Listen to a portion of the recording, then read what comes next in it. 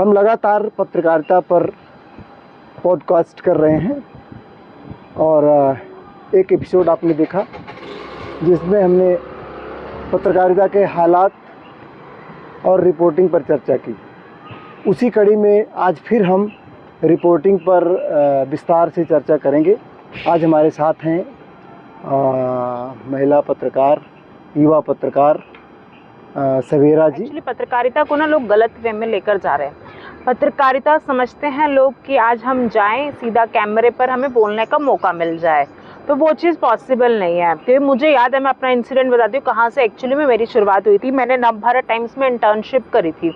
जी, ठीक है। नवभारत टाइम्स में इंटर्नशिप करने के लिए अगर उसको किसी संस्थान में, किसी मीडिया संस्थान में भेजा जाता है तो वहाँ भी लोग उसमें इंटरेस्ट नहीं लेते, क्योंकि लोग इंटरेस्ट उसमें लेते हैं जो उनका कुछ काम कर दे, जो एक खबर भी बना दे तो लोग सोचते हैं हमारा थोड़ा काम कर देगा, इसको सिखा दो। लेकिन अगर वो बिल्कुल न्यू कमर है, कितना भी टैलेंटेड है, उसको कोई भाव नहीं देता है।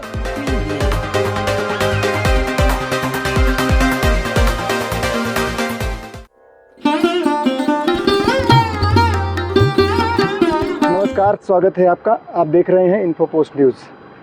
हम लगातार पत्रकारिता पर पॉडकास्ट कर रहे हैं और एक एपिसोड आपने देखा जिसमें हमने पत्रकारिता के हालात और रिपोर्टिंग पर चर्चा की। उसी कड़ी में आज फिर हम रिपोर्टिंग पर विस्तार से चर्चा करेंगे। आज हमारे साथ हैं महिला पत्रकार, युवा पत्रकार सवेरा जी।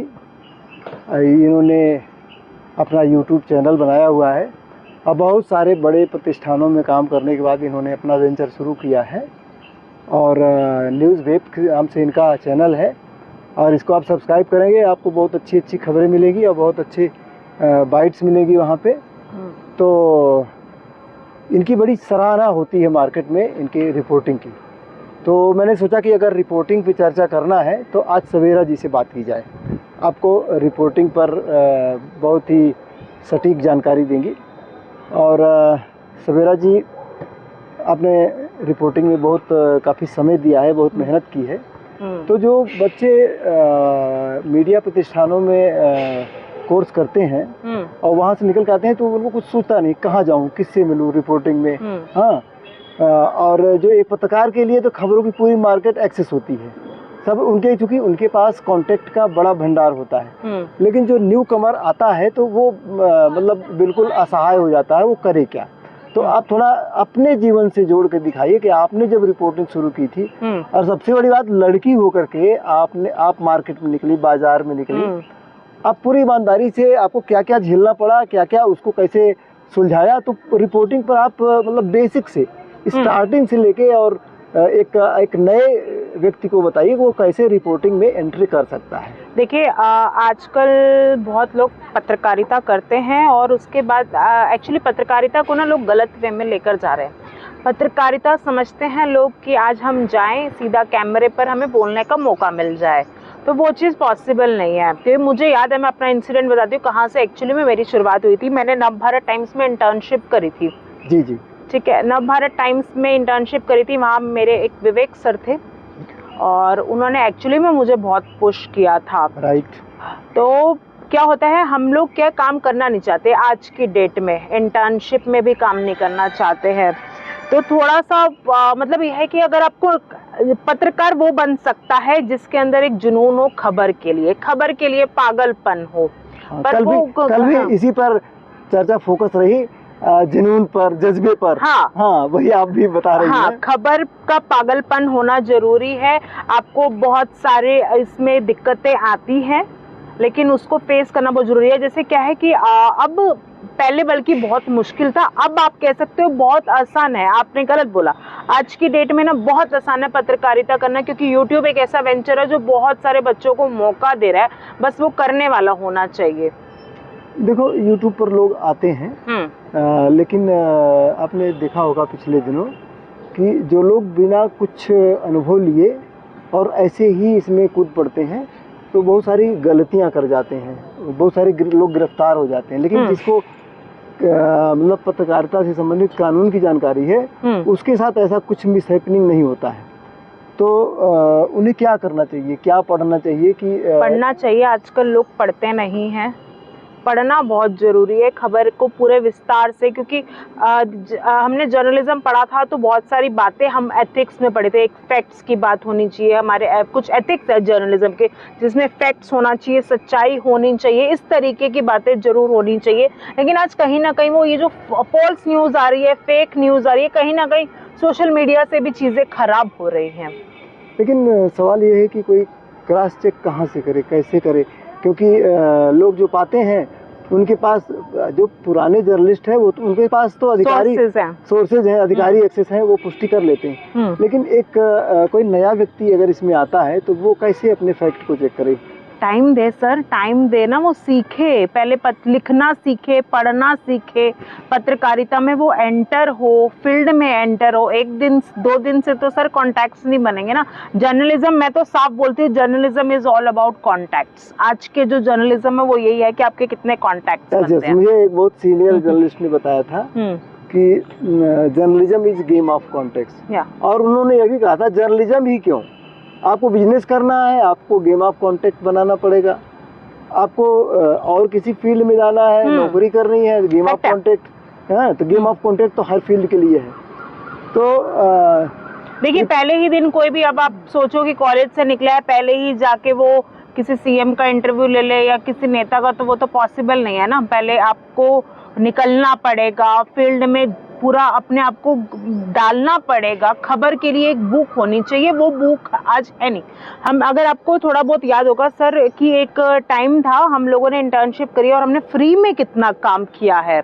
अगर आपको फ्री में, आज वो करने वाला नहीं, हाँ, ये बड़ा फ्री में करने वाला कोई नहीं है, कोई नहीं है। और मैंने भी अभी इस रिकॉर्डिंग से पहले आपसे मैंने कहा था कि मैं तो लोगों को सिखाने के लिए उतरा हूँ। मैंने तो अपने चैनल को सामने रख दिया कि आओ इस प्लेटफॉर्म को फायदा उठाओ, लेकिन 1 मिनट के लिए कोई जो है कार सेवा करने को तैयार नहीं है, जो कि बिना कार सेवा के। देखिए, सर्वाइवल भी एक्चुअली क्या है, कोर्सेज इतने महंगे हो चुके हैं। आप देखो ना, जर्नलिज्म का कोर्स का जो एक्सपेंस पे कर रहा है 10-10, 15-15 लाख, वो सोचता है कि एक अच्छी सैलरी मिल जाए। तो एक ये बड़ा मुद्दा है पत्रकारों के लिए खास तौर पे, क्योंकि हम लोगों ने कर दिया, अब शायद आने वाली जो जनरेशन है वो नहीं करना पसंद करेगी ना। जो भी निकल रहा है, जिसने 10-15 लाख रुपए खर्च कर दिया, वो कहाँ करेगा, आप बताओ। लेकिन सवेरा जी, ये भी सच है कि अगर कोई चाहे 15 लाख रुपया कोर्स खर्च करके आए, और चाहे जो भी खर्चा करके आए, चाहे जितने बड़े संस्थान से सीख कर आए, मुझे ऐसा फील होता है कि प्रैक्टिकल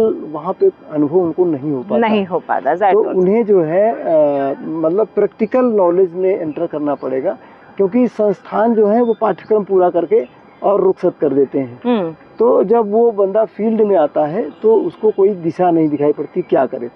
अप्रेंटिस करने के लिए अगर उसको किसी संस्थान में, किसी मीडिया संस्थान में भेजा जाता है, तो वहाँ भी लोग उसमें इंटरेस्ट नहीं लेते, क्योंकि लोग इंटरेस्ट उसमें लेते हैं जो उनका कुछ काम कर दे, जो एक खबर भी बना दे, तो लोग सोचते हैं हमारा थोड़ा काम कर देगा, इसको सिखा दो। लेकिन अगर वो बिल्कुल न्यू कमर है, कितना भी टैलेंटेड है, उसको कोई भाव नहीं देता है, उसको अपना रास्ता खुद ही बनाना पड़ता है। टैलेंट को खोजने की जरूरत नहीं पड़ती सर, टैलेंट को लोग खोज लेते हैं। हाँ, टैलेंट में मैंने ये भी सुना है कि हमारे एक मित्र थे नवभारत टाइम्स में, वो भी अप्रेंटिस करने गए थे, और उनको जो है तुरंत अप्रेंटिस के बाद वहाँ पे अपॉइंट कर दिया गया। तो अच्छा, अब बस अंतिम सवाल ये है कि एक लड़की होकर रिपोर्टिंग में आप आई तो क्या चुनौतियाँ सामने आई, और क्या आपकी जो है ना वो उपलब्धि रही है?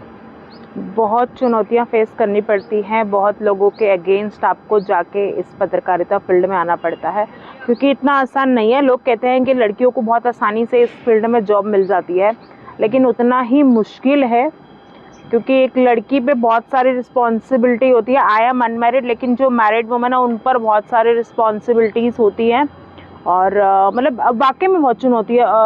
लोग सोचते हैं लड़की है, कमेंट पास करते हैं, इसको बहुत आसानी से मिल गया इंटरव्यू, इसको बहुत इस तरीके से आसानी से मिल गया। तो ये बहुत वाहियात कमेंट लोग की लड़की है, इसको मौका बहुत आसानी से मिल गया। तो इस तरीके का जो है वो फेस करना पड़ता है।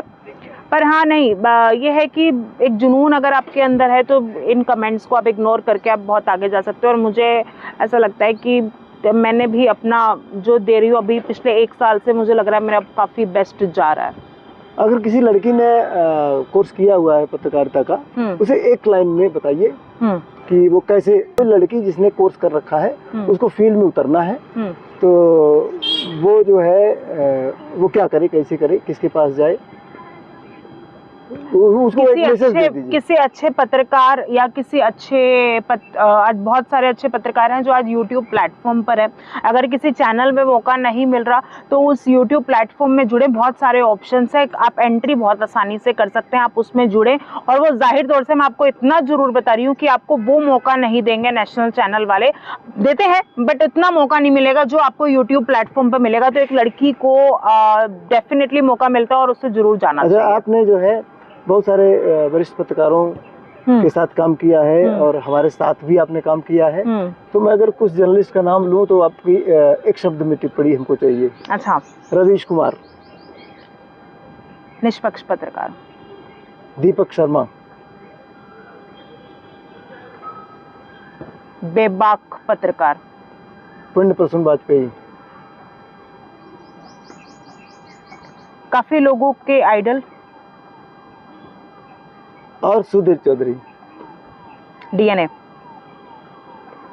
अच्छा, तो हमारे व्यूवर लड़कियों, आपके लिए ये सवाल था और सवेरा जी ने आपको संकेत कर दिया है।